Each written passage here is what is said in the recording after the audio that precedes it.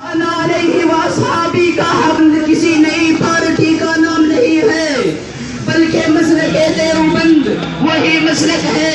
جو صحابہ کرام کا مسلک تھا، جو تابعین کا مسلک تھا، جو فقہاء و مجتہدین کا مسلک تھا۔ مختصر لفظوں میں یوں کہہ لیجئے کہ مسلک دیوبند دین خالص کی اس صحیح تعبیر و تشریح کا نام ہے جو تاریخ کے ہر دور میں اہل سنت والجماعت کا مسلک و منہج رہا ہے۔ اور باطل نے جب افراط و تفرید کا شکار ہو کر قصر شریعت پر نقب لگانے کی ناپاک کوشش کی ہے تو مسلک دیوبند کے عالم برداروں نے اس کے زیغ و زلال کا پردہ چاک کر کے اس کو صراط مستقیم کا پتہ بتایا ہے۔ باطل جب عقیدہ ختم نبوت پر ضرب لگانے کا خواب دیکھتا ہے تو مسلک دیوبند انا خاتم النبیین لا نبی بعدی جیسے براہین قاطعہ سے اس کا سخت جواب دیتا ہے۔ باطل جب نحن رجال وہم رجال کہہ کر وحی کے اولی مخاطب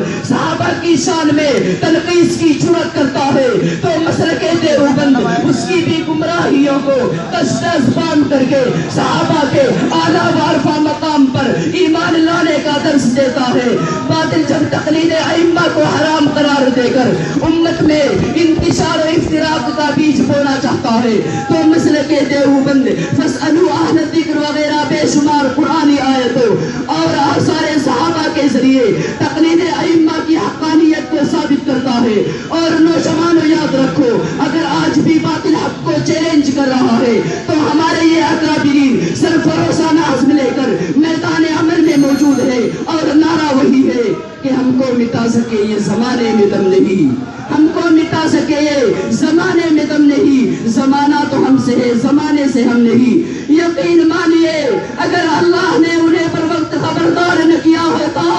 اگر وہ ہند میں ملت کی نگہبانی کے لیے آگے نہ آئے ہوتے، اگر وہ بھی تملک پسندی اور مداہنت پرستی کا علیاذ باللہ شکار ہو جاتے، اگر وہ بھی تہذیب و تمدن کی خاطر دنیا میں لگ جاتے تو اس امت کی راہگری کون کرتا؟ اہدنا الصراط المستقیم کا عملی جامہ کون اس امت کو پہناتا؟ اگر کسی نے پہنایا ہے تو یہ ہمارے اکابرین جو اس میدان میں ڈٹے ہوئے ہیں انہوں نے ہی پہنایا ہے۔ اور نعرہ ان کا وہی تھا، سرفروشی کی تمنا اب ہمارے دل میں ہے،